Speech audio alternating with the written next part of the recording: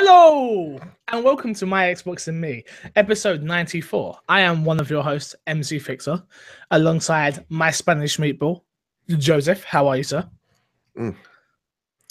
People's champ.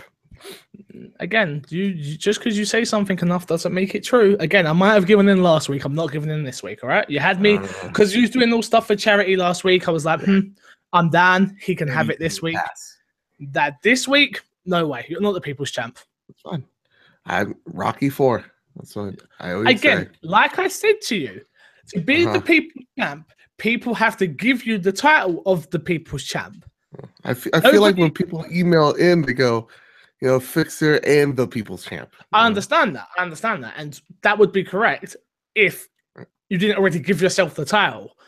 So people are just, you know what it's like. People are sheep. They just, they follow the herd. You say something enough, people will believe it, Joe. Fixer is the establishment. I'm the will of the people. I hear it. I have my ear to the ground. All right, that's what I'm going to say. Is that where it is? So how have you been? A lot of stuff's happened in your life this week. So should we discuss it a little bit? Yeah. I rebranded Polygames. Polygames is no more. You don't like the name, but I like it. We're now considered Bad Bit Games. It's excellent in the SEO rankings, so I like it. I like it because of that. Poly isn't a word that people use much. Bad, bit, and games. Those are three terms that do. So when I thought about that, I was playing Rainbow Six, and I was like, you know what? I like it. I'm gonna choose it. And so I just went with my gut. And then I asked one of my friends to make me a logo, and I like the logo way more than Polygames logo. Though that logo was excellent. So it's telling. So I like the little fireball named Jeff. I like what we got here going. And change is good. Change was much needed. So cool. I'm doing fantastic. Good. Well, this episode of My Xbox and Me is brought to you by Mike Lynch. For all things Mike Lynch, we'll hear from him a little bit later in the show. Joe, let's get into a few things. So I go to Turkey tomorrow. I'm flying off in the aircraft. So you still get your normal show, guys, because I'm just that good. Actually, you're getting the show early. I'm going to have to put it up public as of today. So everyone will get it for free early right now, unless you're watching it live, because I won't be able to put the SoundCloud link as public on Friday. So that's why the show is out early. Here you go. Other than that, any other housekeeping? Yep, you can head over to patreon.com/mcfixer. You can support the show there. You can get the audio version early, $3. You can get the video version early, $4. You can support our other tiers for all that fancy stuff. You still will get a normal show next week. I come back, I go Thursday, come back Thursday, so we will record in it the Friday. So literally as soon as I get back. So if we miss anything from then to now, that is why. Let's get into it, Joe. What has been in your box? What have you been playing this week, sir? Man, I've been playing a little game, indie title, not very big. Didn't make a big hit. Rainbow Six Siege. Never heard of it. Never spoke about that game on the podcast before. Let me tell you something. I'm still not I have my good moments. I have my real good moments. And then the thing about that game is it's all about patience. Yep. Which is not what a lot of shooters are about. Patience and angles. And the one thing is it's literally like a chess game of the person who moves the most is probably going to die. Yep. That's pretty good. That's pretty good so far, yeah. Yeah, you can't be all over the place. So I like it a lot. To me, it's I know it sounds weird because Counter-Strike is still a thing, but to me, it feels like a modern day Counter-Strike. If Counter-Strike never happened, this would be it. Yeah, I've not actually played Counter-Strike myself. I have it, but never actually played it because I wasn't. I played it on the original Xbox. That was one of my games I would always go to. I get what you mean by that. Siege, as we've spoke about on this show every week for the last probably 94 weeks, is a great game. Love Siege. Had a lot of fun with the game so far. It just keeps getting better and better and better. Are you playing on your own or are you playing with squads? No, I'm playing on my own. That's got to be terrible. It is, because the team, like I was complaining to you, I'm like, the thing is you need friendly fire. Yes. then, or else you're shooting through, your guy's body to kill people. Mm-hmm. Like, I understand that, but at the same exact time, you have people. If you pick a character someone else wanted to pick, that guy's gonna kill you and leave. This one guy last night, he picked one character just to troll, threw C4 immediately on the ground, blew everybody up and himself. Yeah, it happens. But you're playing casual as well. Play ranked. Exactly. I have this thing with ranked. So like even in like games I'm really good at, like I know I'm really, really good at Splatoon. I don't play ranked because I have bad anxiety. So I like where there's like a no whatever. Yeah, see, we're totally opposite, me and you. I don't play casual Siege. No way, not playing it. Doesn't happen. See, I will only play ranked if I'm with friends. Because the way I play Siege so when I'm streaming, I play so serious and I get so angry and upset when I lose because I want my rank to go up. And playing casuals, I do fuck about. Me, Crash, and the rest of the crew, we do kill each other. We do kill our teammates. We do all that stuff. Do you know what I mean? You do write your name in the wall with your bullets. It happens. That's just what you do. We do let proper BO play then, and then only. Yeah. Anything else you've been playing? No. It's been Siege. Yeah, really. So you did see Sunday this week without me. Yep. How'd it go? Swimmingly. I had a lot of fun. Good. I'm glad. A lot of fun. Who turned Mackie up just for threw those? shit up. Mackie, you, And, Moody. Yeah. And they FIFA carried for me. days. Foxes. FIFA for days. Foxes. Okay, the squad was there then. The squad was there. Yeah. Good to know. Good to know. I've been playing a couple of games. Some more Marvel Heroes Omega, of course. Still grinding that out, still playing that. I am currently at level 56. Haley has just hit level cap level 60, which is crazy that she hit level cap before me, which tells you how much she loves this game. But yeah. What else have I been playing? Oh, The Evil Within. I played The Evil Within again. I've bought the season pass while it was on sale for £4, I believe it was. Haven't got to that yet, but we're doing our second run through, I should say, on Haley's first run through, my second run through. So we played on New Game Plus. I forget how non-scary that game is once you've played it before, because you have all the weapons, you have tons of ammo, I had an RPG literally the whole time I've been running around. It's like pew, pew, pew the whole time. So yeah, makes it a little bit of a different experience, but still a great game. Looking forward to playing that DLC. I tell you. And go on. I got a question for you. What game is Haley currently playing right next to you? Haley right now next to me is playing Overwatch. She asked for it for her birthday after watching some Twitch streamers and stuff like that, and she's decided that she wants to try it out and play it, and that's what she's doing. Couldn't be more proud. I think everyone's very happy. But I'll leave her to her own devices and let her play the way she plays, because she doesn't like it when I coach her. Because apparently I moan a lot, which makes sense. What else? More PUBG, of course, and a bit of FIFA mixed in with all that. So, yes. I've got my 10-hour free trial for Madden through EA Access, and I was meant to play Mackie, but I haven't had time or a chance, so I'm going to miss that. The Madden's going to be out, so I'm going to have to come home. When I get home, I want to play that. On top of that, you've got Haley bought me a Switch. Just so everyone knows, it's not a Switch, obviously, blah, blah, blah, blah. But yeah, Rabbids comes out, so it's going to be busy time. So, interesting. Need to get Splatoon, but that's all I'm going to say. Yeah. Let's jump into the topic of the show. And we've got two topics of the show this week, and it probably will be quite a hefty show, actually. So, buckle up, listen to us with our beautiful voices, and here we go. So, Gamescom was this week. They did their own little live press. They weren't a press conference, just a live showing, which we spoke about on last week's show. But the important information that come out of this, obviously, number one, is the Xbox One X is now available for pre-order. So the question I want to pose to us, I know my answer, but did we pre-order the most powerful console on Earth? Did we do it, Joe? Did me, being the founder, one of the founders, shout out to Ross Miller, the other co-founder. Did we, the Xbox people, did we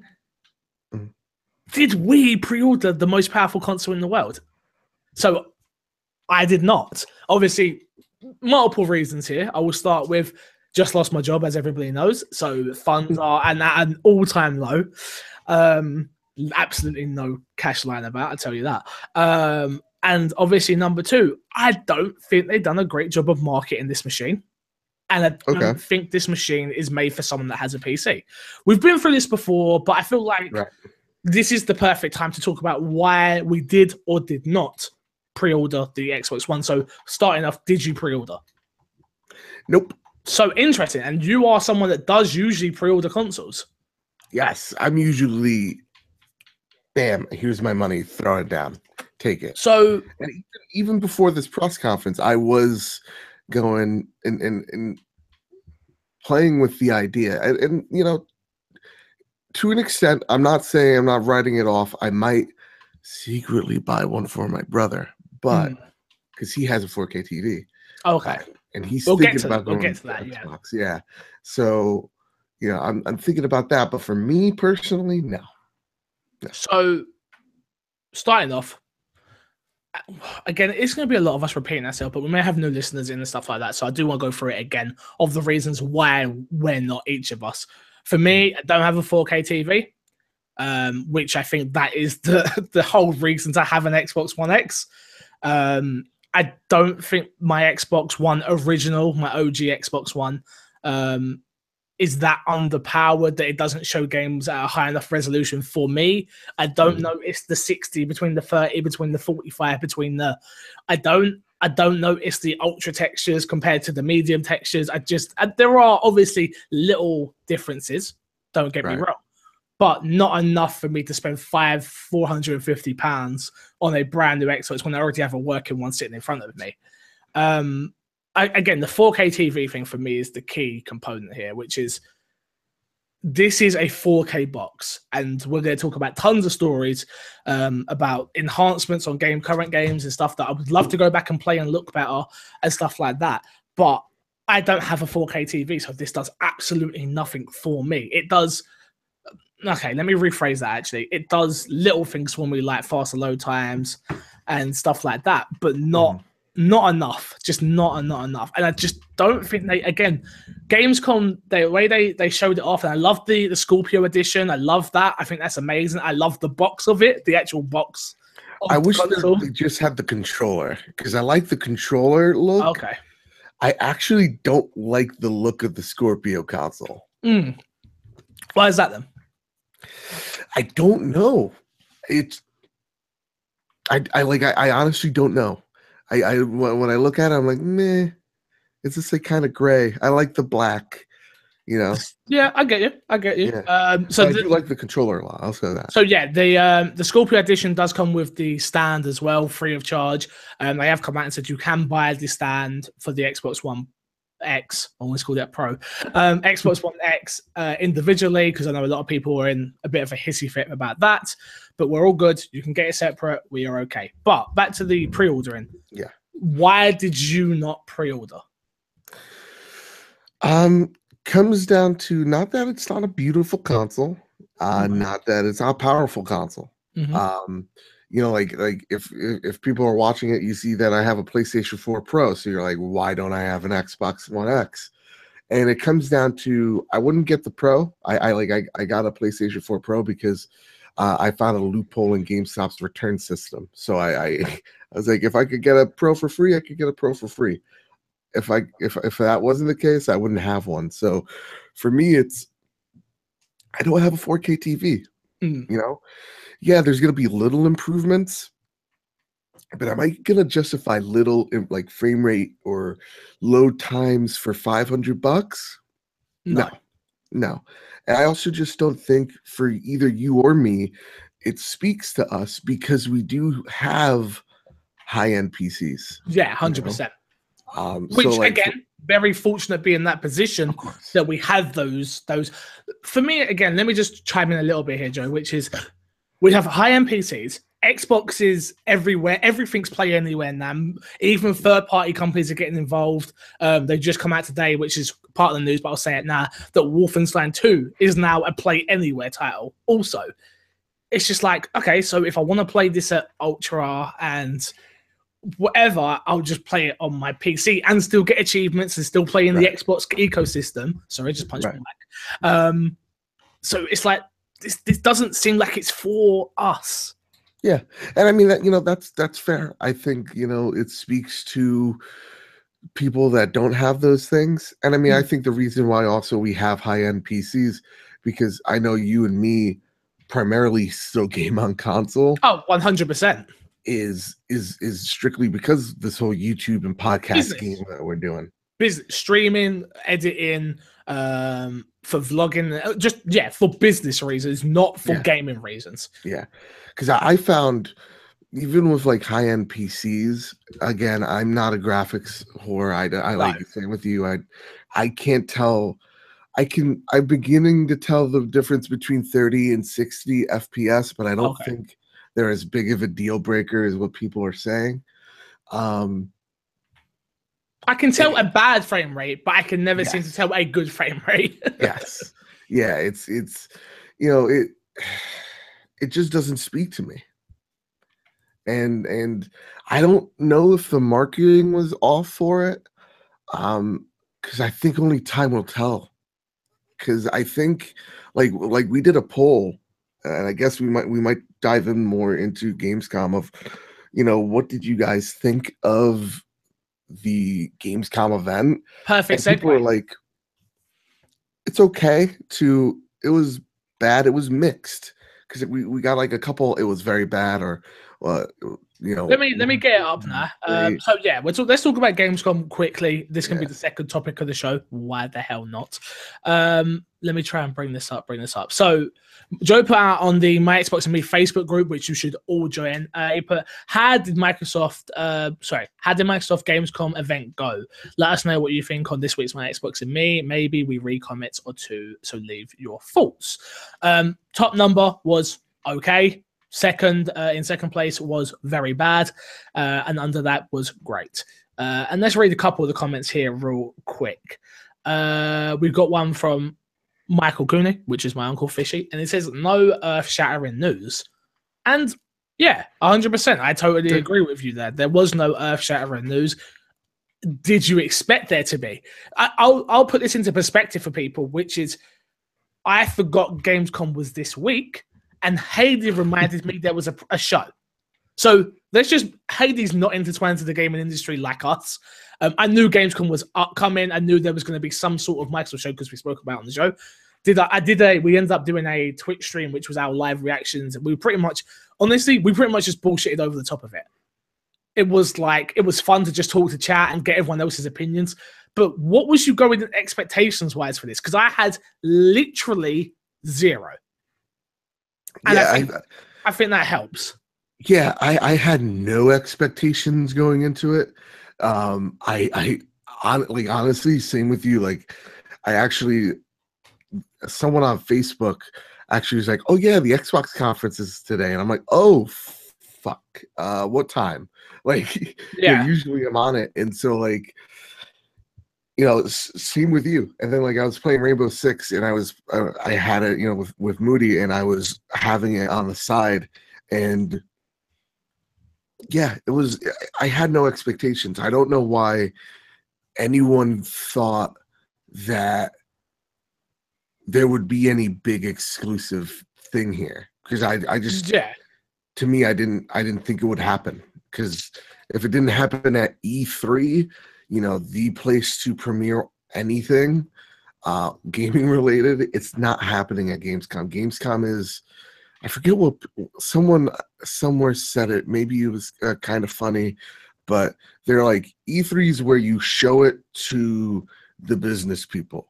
Gamescom is where the gamers go to play the thing. Well, yeah, this year's E3 was the first time it was open to consumers. E3 is a business show that we're very lucky that they live stream and let us see. But that is to sell advertising space, to build business meetings, to build new relationships, all businessy things. It's not for us per se. It's getting more like it's for us, but it's not for us per se. And that's what Gamescom's about. So I'm just like, I don't expect to see anything mind-shattering, No, Dan says it here. He says they pretty much said the same stuff we already knew, which I totally agree. What I will say also is you got to remember this is in Germany, so this then shows to a different part of the world. Obviously, we know the internet. You share everything everywhere. It doesn't matter where you are in the world, but this is to a whole new audience, and I'm doing quotation marks if you're listening to the audio. Whatever. Yeah, literally, this is to a whole new audience. It's to new people. It's to different advertisements, to different media, different. Do you know what I mean? So they are going to say the same thing. I totally agree with you, Dan. It was the same thing. We knew most of the information they told us. There was a couple of new bits and pieces that we'll talk about it soon, but overall, just what did people expect? That's what I would love to know for next week's episode. What was you expecting? My Xbox and Me podcast at gmail.com. And the last comment I got here, which is from Woody Wiley, which is, after this, I am 100% getting an Xbox One X day one. So they did that right. Glad I invested in a 4K TV at the beginning of the year. Won't be so bad to have the best Xbox has to offer. So, boom. I don't know, and maybe we'll hear from Woody later in the show, in the Fix the Sack, but clearly that's someone that went in with the right expectations, that wanted to be sold a product and has now been sold a product, was in a position where he has a 4K TV, and he has everything. If I had a 4K TV, I would buy the Xbox One X, more than likely. Right. Because why would I not want the best visual fidelity out there that I can offer? Do you know what I mean? But I don't, so I'm not in that position. And I feel like Woody is the prime candidate. These like a lot of people. I'm gonna say it here, gang.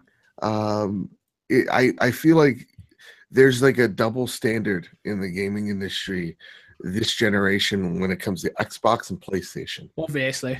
And when it comes to Xbox, when Xbox trips up, the world needs to know. When PlayStation does, people kind of give it like, oh, all right. Yeah, 100%. And it's a lesser explosion.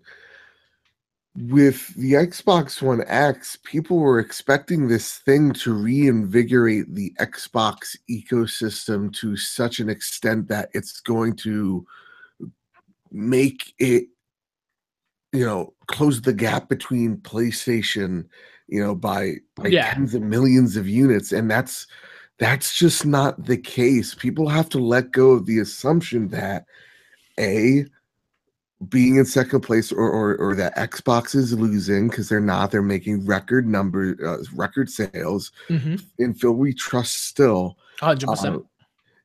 And give up the fact that just because you're in second place means, that's a bad thing, because it's the best thing. Like right now is the for best customers. time. For customers, 100%. Exactly, because they're trying to prove themselves. So what I say is right now, the one true problem this generation that Xbox does have is the perception of canceling and delaying games indefinitely. First party games you're talking about. Yeah, we're talking about Crackdown. We're talking about Phantom Dust, Scalebound. And I really do think that if Microsoft gets their act together and the Xbox One X is gets to sell pretty damn well, like better than the PlayStation 4 Pro, which I feel like it's going to. And in 2018, they don't push back any games. You see Sea of Thieves come out, you see Crackdown come out, you see State of Decay 2. That, you're going to see Xbox have a resurgence, but it's not going to be of the levels that you expect it. And then I can't wait to have those things of, did Xbox fail this generation? Bull crap articles, Look, at the end of the day, I agree with you, and we're sort of slipping into a different discussion when it comes to Xbox with their first party or to second party lineup. If you're comparing the two this generation, Sony has the better games so far. Right. That, in my opinion, that's just facts. That doesn't mean I still love my Xbox. I still play everything on my Xbox. But me and Crash have this discussion on a weekly base, which is Xbox exclusives that have come out, the Xbox community hasn't supported. Yeah. Now, I'll sit here and say to you, how many of you listening bought Sunset Overdrive day one? I'm not talking rent. I'm not talking borrowed from a friend. I'm not talking played in Game Pass. I'm not talking got in games with gold. I'm talking bought day one, because I did. How many of you bought Quantum Break? Quantum Break, yeah. I'm talking same reason. How many of you supported it? I did. I could go down the list of most Rise to the Throne. Look, there are plenty of it. Dead Rising. You got PlayStation exclusives come out and they get supported. The audience doesn't usually know what they are sometimes and doesn't usually care, but they support first-party content. Right. That isn't what happens in the Microsoft ecosystem. That isn't what happens. Well, why do you think that's the case? Is it because it's not as good? It's not as good. Yeah. Not being funny. Look, there's not a game that compares to Horizon Zero Dawn on the Xbox. Right. Bar none. There isn't. The exclusive, I'm talking. We're not talking third party here. There isn't. I'm sorry. There's no question. But in the same breath, there's not a game that compares to Sunset Overdrive on PlayStation. You could say Ratchet and Clank similar, but still, Sunset Overdrive holds a very special place in my heart. It was a great game. It was a great game. It's fucking criminal how it undersold. But the same thing goes for Quantum Break. Yeah. Again, another game that tried something different. People say, oh, it was stuck in two worlds. It was the old Microsoft with the new Microsoft. It has that TV element. No, that was part of the game. It was a great game that told an interesting story with a great TV show, but people just didn't want to give it a chance. A TV show. What do you mean? I don't like the TV show elements. Yeah, but see, I liked it. Again, it was trying something different. I get it. Look, this is a whole different discussion to have. But yeah, it's just if you're comparing the two, first party to second party, and even if we get onto third party stuff, which is the exclusive deals. Microsoft used to dominate with exclusive deals. Phil has taken them into a different place and doesn't do that anymore. Again, I don't know if that's right or wrong, and only time will tell, but who has the exclusive rights with PlayStation? With FIFA? PlayStation. Who has it with Destiny? PlayStation. Who has it with Madden? Xbox. Okay. Who has it? Xbox has Madden, Assassin's Creed, Wolfenstein. Do they have Wolfenstein? Because I'm pretty sure... Sometimes they change, but I'm pretty sure. It seems the way it was shown on the Xbox, wasn't it? Or no, it was shown at Bethesda. I'm assuming with this whole Play Anywhere, it's going to be Xbox. I'm assuming. That's me totally making an assumption. I don't know for fact.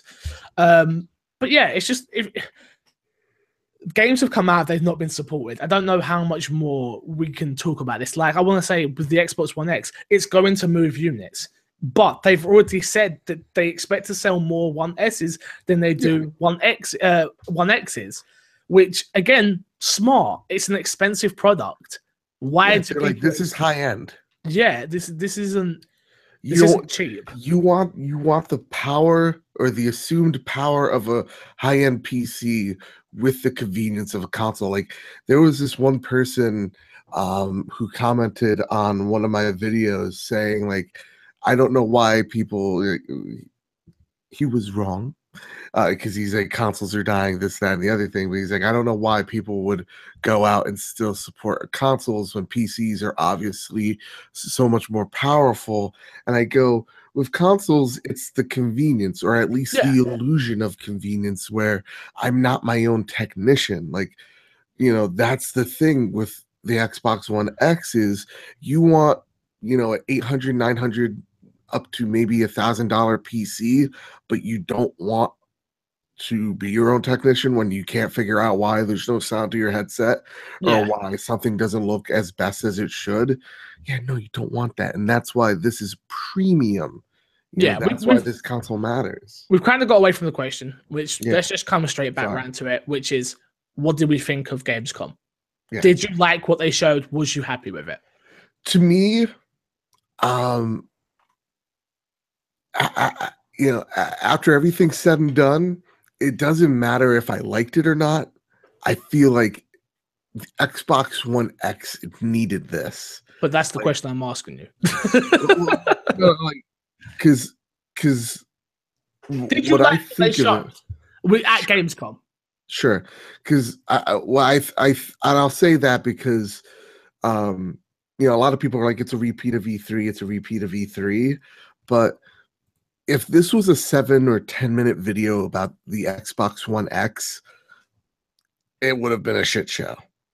And I think either though you showed a lot of what we already saw, it needed that pageantry of, we're gonna unravel this beautiful thing. Yeah. In an hour though, you gotta wait. Yeah. Type of deal. So I get you. Yeah. All right. Well, let's hear from Mike Lynch, who's our supporter this week, which is, hey guys, Mike Lynch here. I'd like to tell you about my YouTube channel. I play movies, review games, and go over life experiences, basically the whole shebang.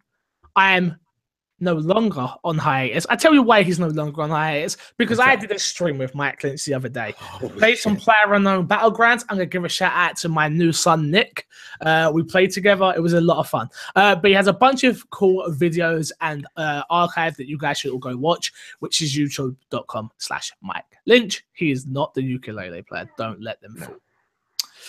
But he could play the ukulele if he wanted to. 100% with his penis.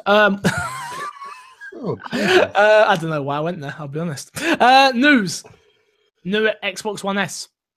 The new Xbox One S was shown, the new edition, which is the limited edition Xbox One S 1 terabyte Minecraft Creeper edition, which is, it's a Minecraft Xbox One S. This thing is going to sell like hotcakes this summer. Dude, I don't even play Minecraft. This holiday That's a fucking cool looking goddamn console. It's like, it's got the whole, I think it lights up, the redstone lights up on the back of it. It's the Minecraft skin on top. The controller, one of them's, if you can buy a separate one, which is a pig. It looks awesome. It looks awesome. Can I say this? This is, Microsoft has always known how to make a limited edition console. Yes, I agree with you there. 9 out of 10 of those limited edition consoles they make, from the 1 all the way down to the 360, are some of the best limited edition consoles I've ever seen. Like, PlayStation's just started to do it, and God, like they unreeled the Destiny one Turismo thing, and it was the ugliest fucking thing. It looks like an NES. Ugh. This thing is awesome. In this, you get the Xbox One S, obviously the Minecraft edition one, a 1 terabyte console. You get the Minecraft Creeper controller, the vertical stand, the Minecraft game, and the Redstone pack. Just for everyone who is interested in that, you'll be able to get that soon. I don't know the release date. I didn't have it on the website where I was getting this news. Microsoft to share details on how players can transfer their settings from one Xbox, from one Xbox to the Xbox One X. Sorry, let me bring this over here because I'm looking over to the side. During Microsoft Gamescom show, Xbox Vice President Mike Ybarra revealed 3 things Microsoft are doing to make the transition between consoles easier for players. Firstly, Microsoft will offer a very easy way, quote, to transfer your settings from one Xbox One to another, to the Xbox One X, I should say, sorry. Users will be able to copy their Xbox One settings onto an external storage device, which, when plugged into the Xbox One X, will allow you to apply your settings to the Xbox One X. I think that's very cool. Means you don't have to reset all of your consoles, the timers and your skin and whatever the case it is. That's just really cool. All settings will move over. Secondly, players will be able to download updates and 4K content, which is required for new consoles before the Xbox One X launches in November. Users can install the content onto an external storage device and then plug it into an Xbox One X, or transfer the content onto the home network. This means users can play the Xbox One X enhanced games from the word go without waiting on the pesky updates. And finally, Eurobaya revealed users who add their Xbox One X to their home will be able to copy apps and games from their home network instead of manually moving them. A bit like AppleClad, this means players can easily copy games from Xbox to Xbox. Nice. All good stuff, making that transition from the Xbox One the Xbox One original and S easy and nice to do to the X, which I think is all amazing. This is quite easily Microsoft could have went like, just deal with it, go copy all your games, here's all the updates, you got to deal with it all. They did, or they could have did it the way they did it when they had the redesigned Super Slim, which was you want this and you have a 360, buy this $20 dongle, okay? Oh, do you remember that? I remember that. I remember that fucking dongle very well. That was a pain in the ass. Yeah. That was a pain in the ass. You would. I know what I would do. I would rent that shit to my friends. I'd be like $5 and pay yourself off. Pay it off. Exactly. It really did. Rare confirms Sea of Thieves is cross-play for PC and Xbox One. Rare has confirmed that Sea of Thieves will feature cross-play across PC and Xbox One during Microsoft Gamescom show yesterday. PC design lead Ted Timmins and executive producer Joe Nate announced Windows 10 players can play the Xbox One and Windows players can play together, which is cool. I actually assumed this was already a thing. Stupid me, apparently. But yeah. So I'm getting excited for this game. I am so not excited for Sea of Thieves. Every time I look at it, I'm just like, no, this doesn't seem right. But I have come up with my character that I'm going to be role playing when I stream. What is that? I'm going to have an eye patch and I'm going to be called Fixer. All right, guys. Next week, Fix is not on the show. Yo, it's my show. You can't do that to me. I'm sorry. You can't do that to me. This is a mutiny. You don't like that one, Joe? No, I like the pun. I like the pun. I'm not gonna lie to you. Yeah, Sea of Thieves, I just don't have any faith in it. Just like most Xbox exclusives, apparently. No, stop it. This is an Xbox podcast. I'm excited now. Ross actually got me very excited for it. So we shall see. We shall see. If it's a pile of shit, then I'd be like, we'll blame Ross. That Perfect Dark reboot. Where was it? You're right. Where's the banjo? Fans of pins, they will be going from 18 pins max to 40 pins max. And a light mode ? Pins to the gang ? Coming soon ? All come from Mike Urabara's Twitter. So, yes, if you're interested in more pins, you're getting more pins. Be happy. More flair. Big news comes out from Rise of the Tomb Raider dev, and they praised the Xbox One X added hardware made native 4K possible. IGN sat down with Rich Briggs, who is a senior brand director on Rise of the Tomb Raider at Gamescom 2017 earlier today on their day one live stream to talk more about Rise of the Tomb Raider being patched for the Xbox One S to take advantage of the much more powerful hardware compared to the original Xbox One. Rich confirmed that Nix was working with them again for the Xbox One X patch of Rise of the Tomb Raider, who complimented it by saying that it was phenomenal and that they knew phenomenal and that they knew how much they could get out of this console, blah blah blah blah blah. This is a long ass article, pretty much.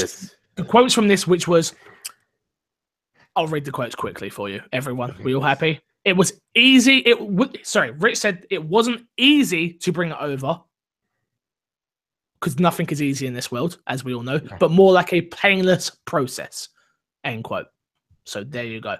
And they are impressed with the hardware itself. So you will be getting native 4K Rise of the Tomb Raider patch, which is awesome, because that game looks awesome already. It's already a beautiful game, so even better for the Xbox One X owners.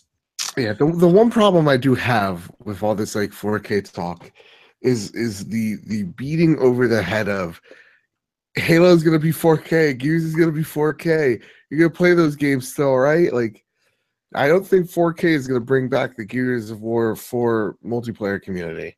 No, and I don't think the 4K patch is going to fix that Halo 5 story. So it will mean it'll look beautiful when I play it when I play the story again, because I will do that again. I do go back and play the stories again. Really? Games, For but me, apart from that, multiplayer, hell no. yeah, for me, I'm just like, yeah, that's great, but like, what about the new games? Because I think that's what consumers really care about. Not They're coming, though. They're coming. They couldn't put this thing out and be like, nothing's updated. We have now. you just made the box slimmer. Yeah, they could do that. They could do that. I forgot a story here, Joe, which I totally missed. I think so. Did I say this or am I wrong? So the list of enhanced games are now up to 118 games, which was tweeted out by Aaron Greenberg. So there you go. There you go. Let's get through these last bits of news because we got a few bits we got to get to, which is Telltale's Batman, The Enemy Within Episode 2 gets a release date, which will be September 26th, 2017. Telltale's Guardians of the Galaxy Episode 3 will be out next week, which is already out, which come out August 22nd, 2017. And something that I think is really important, which they need to make more of a bigger deal about when they add stuff, because I had to find this story, which is Xbox Game Pass's new games have been added or will be added from the 29th of August. For the following titles will be available, which is Recall the Definitive Edition will be going in there, which is awesome. Metro Last Light Redux is going in there. Fable 2. Garu Mark of the Wolves. 10-Second Ninja X. Hue and The Bridge. I've got a lot of these games. 1, 2, 3, 4. But the big ones here is Metro, which I want to play because the new one looks awesome, and Recall Definitive Edition. So maybe I'll pick up Recore. But this is what we were talking about, Joe. Right. Which is they're putting exclusives like Recall in Game Pass. So it's giving you a reason there to get Game Pass. You can either, so I can buy Recall for $20 with the Definitive Edition. Is it $20? Yeah, $20. Or I can pay the $7.99 and have it for a month, finish it, and then not have to own the game. I'm totally okay with that. Yeah, I'm totally all right with it too. In addition to that news, Xbox Game Pass will be expanded into some new territories, which is Argentina, Brazil, Israel, Saudi Arabia, Slovakia, South Africa, Turkey, and UAE. So anyone listening from those countries, you will be getting Game Pass, and you will get your 14-day free trial once it is available. Can't wait to play with my friends in the United Emirates. So Arab Emirates, yeah. I knew what you meant, don't worry. Next piece of news, which is one that I'm guessing Haley will care about now, because she's apparently new Overwatch escort map. Can you explain to me what an escort map is? It's pretty much a payload. Cool. Yeah. Thanks for that. Junkertown has been revealed at Gamescom, as well as an animated short, which we all know you Overwatch nerds love the animated shorts. So there you go. It's a great way to tell the story of Overwatch. So this is an escort map. It's like kind of like, I don't know. It's like attack the points. And you have a line. Is this the thing I've seen before, where there's it's a train that's on this way? Yes, you have to usher it along. Exactly. Gotcha. And I cannot wait. Those are my favorite types of modes in Overwatch. I had a really bad moment there, didn't I? Because you don't usher it along, you escort it along. I get it now. I get it. We're done, guys. You got me. We're done. Next piece of news. A remake version of the fan favorite PlayStation action-adventure title, Fear Effect, is coming to Xbox One, PS4, and Nintendo Switch and PC in 2018. I don't believe you. Well, I just told you. So there you go. Remade version of Fear Effect. So if you like that game, you can play it again. Like every game this generation, pretty much. Last piece of news, which is the Square Enix Collective has announced that French developer Sushee, Sushee, who is behind the crowdfunded sequel of Fear Effect, Sedna, I believe. I actually played this at EGX. It's actually a top-down version of Fear Effect. It's actually really cool. Is working on the game as well as the revitalized Fear Effect, which was cool. Okie dokie.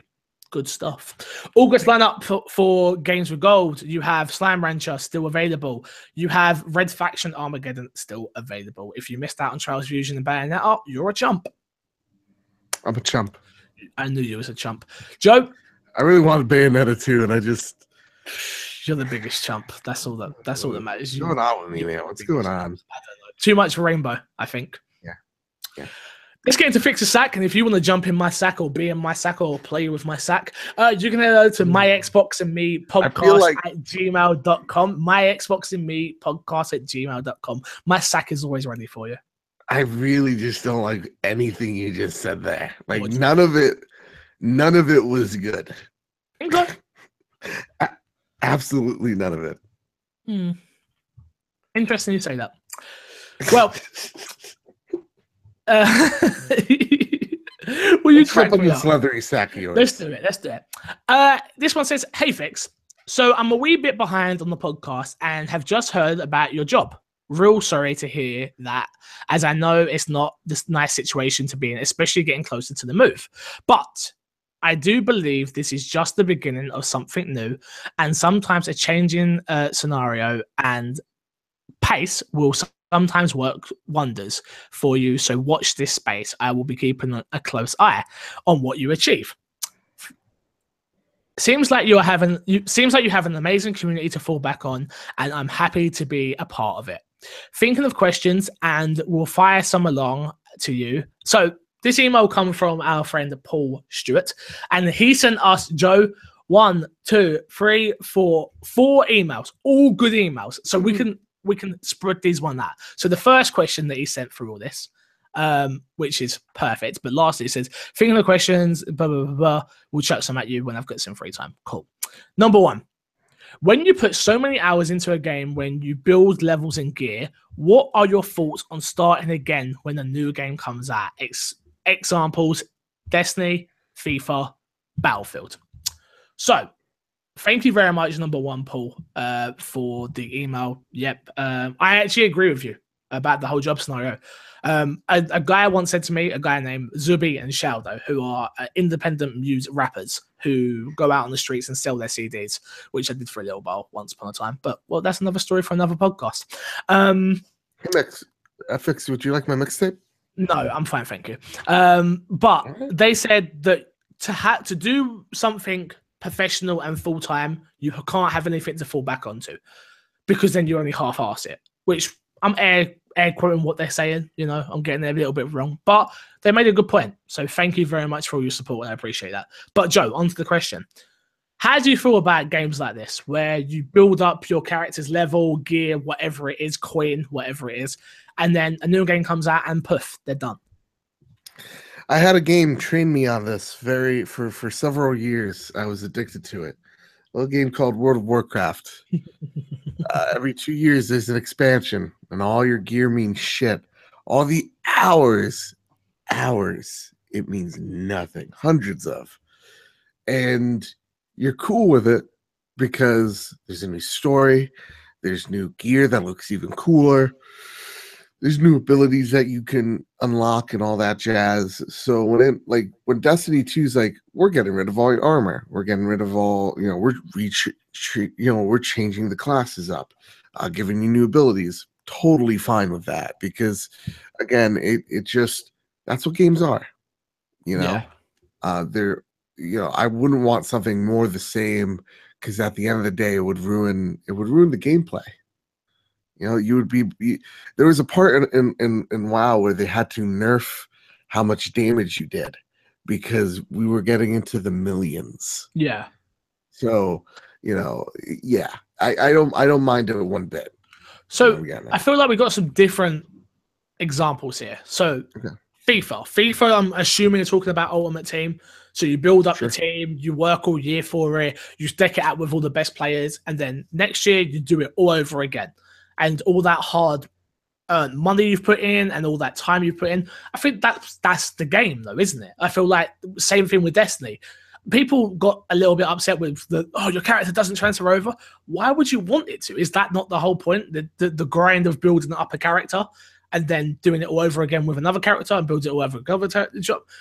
just for me, the best games do this properly when they give you something to show that you put your time in. So for FIFA, you get, like the FIFA coin you get, not the Ultimate Team coin, like the credits you get that you can spend on Ultimate Team and new kits and stuff like that. They all transfer over. So, and your level transfers over. So you're always up in that level. So you're always showing some sort of progression through the FIFA games. I think that's a great thing.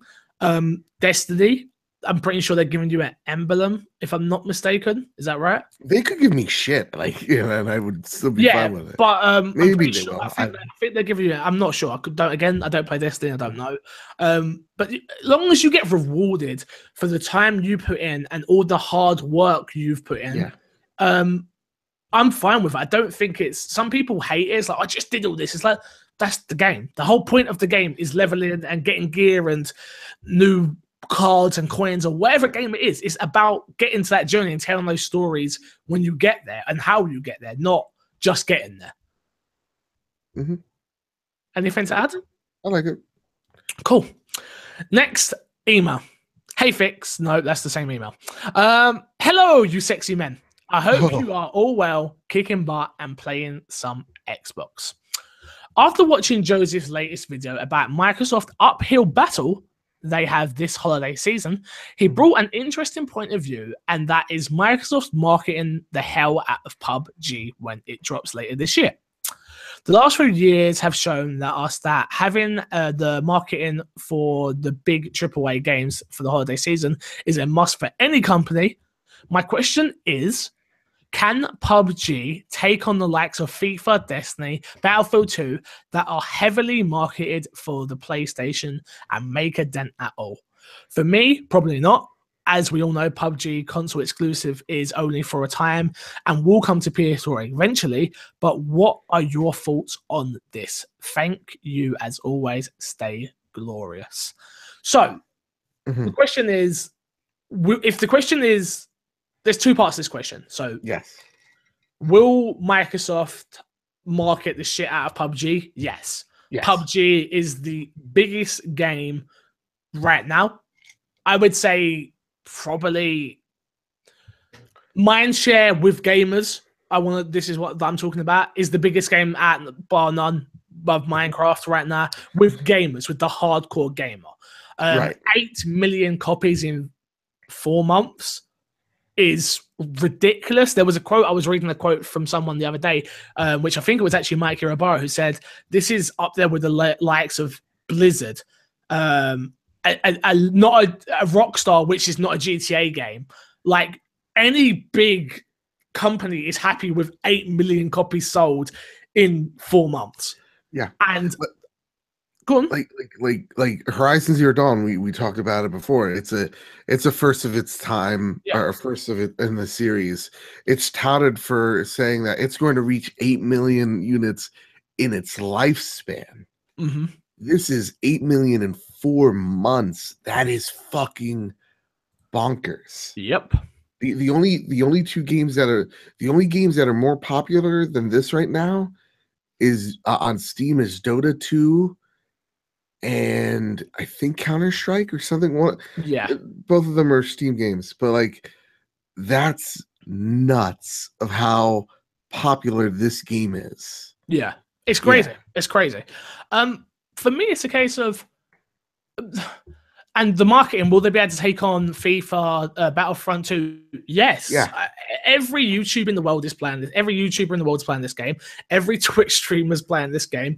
So you're getting the what I believe, I could be totally wrong, but the teens, the youngsters, they're gonna want to play this game on if they haven't got a PC, and a lot of people are scared of keyboard and mouse still. Oh my god, it's coming to Xbox. They're gonna want it instantaneous to play with their favorite YouTuber, to play with their favorite streamer. They're going to want it. Will this console sell consoles? I don't know, because as we all know, it is a timed exclusive. But we know that. And the way Xbox is positioned this is, they're publishing it. And they're using certain techniques here, which doesn't fool us because we all know. But to the unknown 15-year-old, Oh, it's on Xbox. Where's the PlayStation? Oh, it's not there. Oh, mom, I need to change console. And I know plenty of kids that have swapped from Xbox to PlayStation, PlayStation to Xbox multiple times in a year, where they sell one to get another and sell the other to get another and just flip, flop, flip, flop. Crazy. Oh boy. Yeah. Crazy. But this happens. Fucking keep both. But they haven't got the money to. That's the problem. But yeah, it's crazy. And I do think this will sell units. How many? I don't know. Again, timed exclusive does nothing for me, but I'm sure it does for a lot of people. Plus, I have it on PC. If you don't own this game, I feel like a high portion of our audience is going to own this game because they know how much I talk about it. It's a phenomenal game. There's some articles out there right now about the Xbox version saying that it controls well. It doesn't look as pretty as the PC version, which I understand that. It's all in early access, but it works. It works, which was the biggest scare for me because you need a lot of item management in this game. Right. But it works, and that's all that matters. If it works, then it works, and I'm down for it. Yeah, I'm same here. I'm of the notion that, you know, this is nothing but good news for Microsoft. Making this seem like this is, whether it's a timed exclusive or not, it doesn't matter because Microsoft needs a game this year. You know, like I said in that video that you could check out, Bad Bet Games, on YouTube, is that Sony has publishing rights to Destiny, Call of Duty, or, you know, not publishing rights, sorry, marketing rights to Destiny, Call of Duty, Battlefront, and FIFA. Four of those games are going to be on the top five games sold this year. Yep. Right. The other one is PUBG. 100%. And that's what everybody's talking about. That's what the mind share is. Yep. The people that can't wait, that want this experience now, who are looking for an excuse to get a secondary console, this could be it. Yeah. And like that's what, you know, again, we talk about double standards. You know, Sony's doing, you know, Sony has exclusive shit with Destiny. You know, all those games I mentioned previously, you can also play them on the Xbox One. Yeah. Right? Where's the outrage there? Right? Yeah, but it's, you know, I don't think it's so much about outrage. I think it's just the fact of Microsoft are being a little bit shady with this deal with the whole. They should just say it. It's like Xbox exclusive. It's like it's exclusive in the preview program, yes, but it's not exclusive. And Mike Yurbar had the interview today with Eurogamer. Was like, is it a timed exclusive? I don't know. It's like, I don't know. He's not lying. He doesn't know if Bluepoint are working on a PlayStation version. I would assume they are. Because why would you not put your game on the console that has the most sales? Yeah. The way I would say it if I was the marketing guy at 9 a.m. in the morning, so I might be a little belligerent here, is is it exclusive? What I don't know because I'm not, you know, I'm not part of their team, but what I do know is that this holiday season, the only place to play it is on the Xbox console. And I know for a fact it's coming out this year because we're helping them develop it to make sure it works on our platform. Yeah, 100%. You know, Microsoft's doing the publishing for this. Microsoft's giving them extra devs. You know it. I know it. The extra dough. Exactly. They're throwing money behind this. So yeah, is it going to have some type of timed exclusivity? Sure. How long is it? Doesn't matter because Microsoft needs something to talk about this holiday season because they have nothing. So, you know, they need PUBG until Sea of Thieves is almost out. We'll just see. We'll see. Next email. In your opinion, is Gamescom becoming more important than E3 due to it being closer to the holiday season? Also, whatever happened to that handsome Scottish chap from Moss Ryler? That sounds a lot like Ross Miller. From Moss Eisley? I don't know. Is Gamescom becoming more important than E3? No, unfortunately not. I understand it being closer to holiday season, yes. And if they did more, but Gamescom is treated like a second-rate show because it is a second-rate show. I said it. Yeah, it's for the fans. It's E3 is for the hype. yeah. Look, you can just come on. Like we said at the beginning of the show, I forgot it was even on. I was reminded. You were reminded by Twitter. There wasn't 1,000 reaction streams. There wasn't 1,000. It's just no. And crazy because I should care more about Gamescom because it's so close. I can get there. It's very unlikely I'll get to E3, but just no. Unfortunately, not. I don't think it is becoming more important. We still got more, Joe. Oh my God. I'm writing this. I'm writing this maybe or probably during the podcast. I would like to say hello to the People's Champ and Fix. I'm curious. I'm curious to know how y'all. Sorry, let me try this again. I'm curious to know, are y'all excited for PUBG on Xbox? Because I am, and I'm sick. And secondly, your thoughts on the Xbox One X, is it going to sell well? Hype for that too. So this is from your boy Angel Boy, who says, are we excited for PUBG on Xbox? And will the Xbox One X sell well? Yes, 100% I'm excited for PUBG on Xbox, to play with my community, the Xbox community on this game. I cannot wait. I played over 270 hours on PC, and I look forward to doing just the same on Xbox, as long as it works just as well as PC. And I'm not worried about how it looks, but as long as it controls just as well as PC, I'm 100% down. Yeah. The Xbox One selling well. What do we classify as well? What number is success to you? You know? Yeah, I don't know. I think it will sell well in its first few months on the market because the hardcore of the hardcore will buy it. And then I expect the Xbox One S to sell just as many. Do I care which way it goes? Absolutely not. Don't care at all. But yeah. Joe, what do you think? I think PUBG is going to sell. I think it's going to be successful on the Xbox. I'm excited for it. Very excited for it. I own it on PC. I don't really play it though. I'm kind of still the outside looking in, but I would be more inclined because when I consider myself anything, it's not a PlayStation gamer or an Xbox gamer. I am more of a console gamer than a PC. Mm-hmm. So I'm excited to play it on console. I love the feeling of a controller and the joystick. So yes, I'm excited. Xbox One X selling well.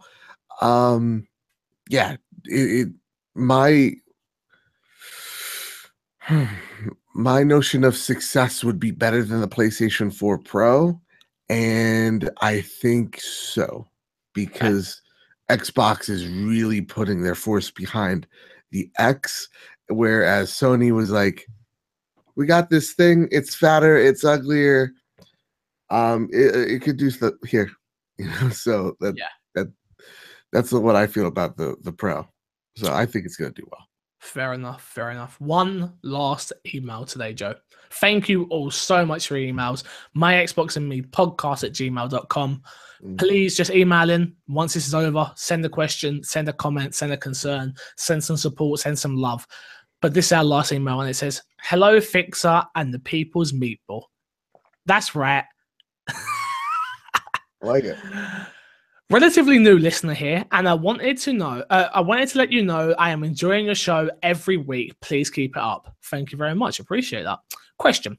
Gamescom was this week, and they talked a lot about Age of Empires remake and a new game. No mention of Xbox, but something tells me that the new Age could come to Xbox alongside the release of a keyboard and mouse support.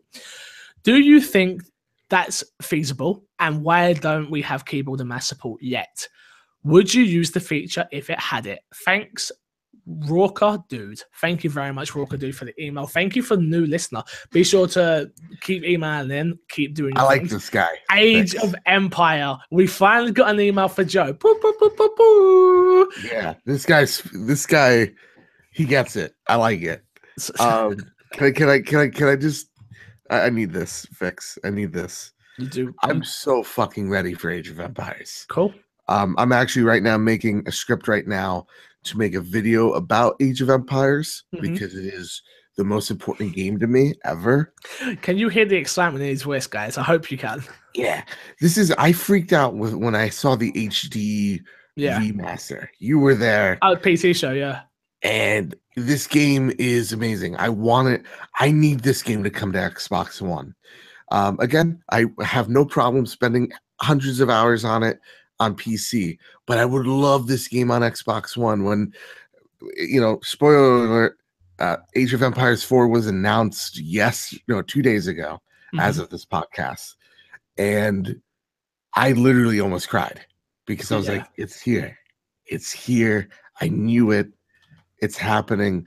Relic is making it, which they're the guys of they do a lot of RTSs as well.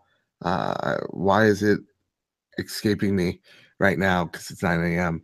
But yeah, it's awesome. I'm so excited for this game. Mouse and keyboard support. I would like to see them. Mouse and keyboard support would be cool on the Xbox One X. There's actually, I'm surprised it still doesn't have it because the Switch actually supports keyboard functionality. But I would like to see what they do with controllers with this game on the Xbox One, because Halo Wars functions really well, and that's what I feel like that game for an RTS on the console is very much like a blueprint of how RTSs should be played on console. So yeah, they have the example of how to do it, so it can be done. We know that.